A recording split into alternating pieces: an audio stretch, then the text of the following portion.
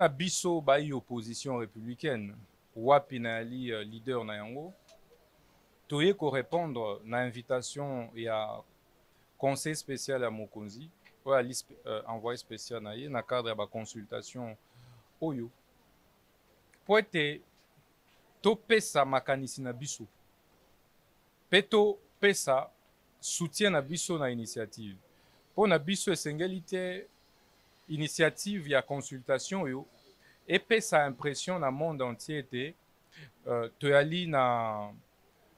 na baproblème interne esengeli toloba liloba moko na niveau ya mboka bapaya eyali ete mboka ezali agressé eyali ete bayi rwanda bakoti na mboka na biso baviole bafrontière mpe bayali kopille baresource na biso bayali koviole bayali koboma bakongo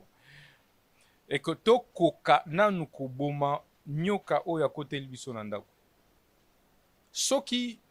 incompréhension mpe eza normal parce que après élection ezalaka na majorité mpe ezalaka na opposition opposition rôle nango eyali kocritiquer programme ya majorité donc eyali tout à fait normal que opposition wana ezala mais lelo oyo urgence eyali ya kotala monguna oyo akoti na mboka na boyende tolobi mpo na biso esengeli te tokommettre erreur ya koremplacer premier ministre actuel po ete ekozwa biso ngonga molai mpona koremplacer badiscussion ekozala compliqué pendant ce temps adversaire akoprofite mpona acontinue koavance na mboka na ya mibale ali totenir compte na bacritère ya bapoids politiki oyo eza moment wana te oyo ali moment ya kozwa bapatriote baguerrier oyo bakoki réellement kosauve mboka kosalisa mboka na enfin yali toboyi biloko ya gouvernement o union nationale wapi yali na premier ministre akozala issu soki ya opposition etc wana ekogrippe lisusu machine davantage parce que ce n'est pas en changeant yali te parce que remplacer premier ministre na gouvernement mobimba nde baoyo bakoya baza na solution comme koya baguette magique te problème oyo ebanda kala ça fait 30 ans que mboka na biso eza agressé ça fait plus de 10 millions de congolais bakufi na baguerre oyo lo esengeli totala makambo oyo ya insécurité avec beaucoup de lucidité et non kokanisa ete esengeli mutamba abima wana nga na kota premier ministre abima wana nga na kota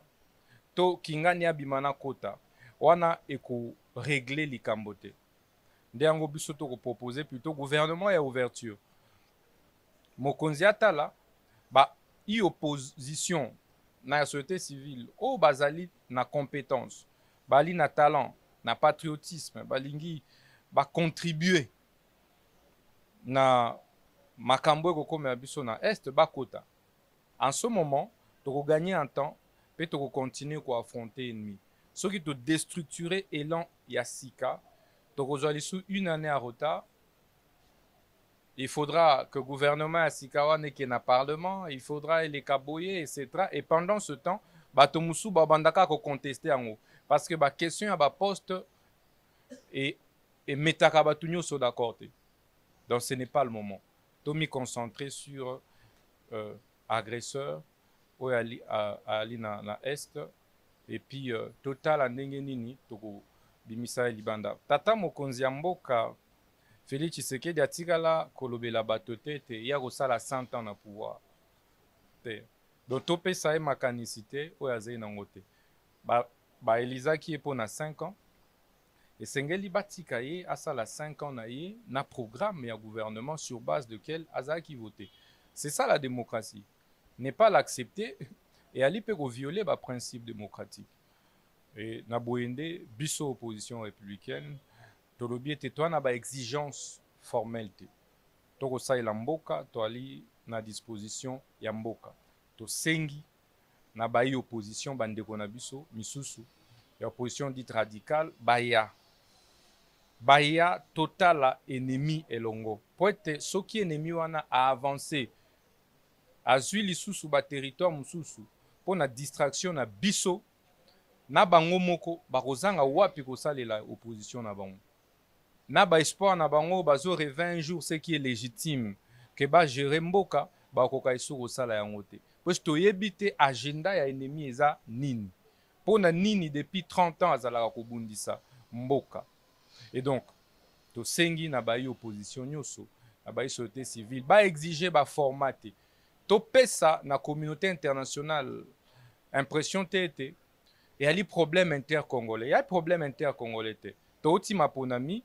peuple et voté président Tshisekedi sur base ya programme na ye et opposition pe eyali et c'est ça la démocratie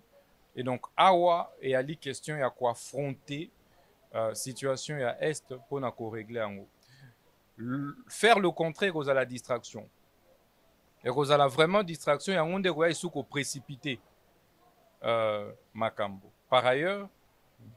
bandeko oyo baza na bainitiative na bango koloba 5 etc baza libre ya kosala mais le cadre formel oyo mokonzi ya mboka atie en place nde ezali awa epai ya conseil spécial tosengi na bayi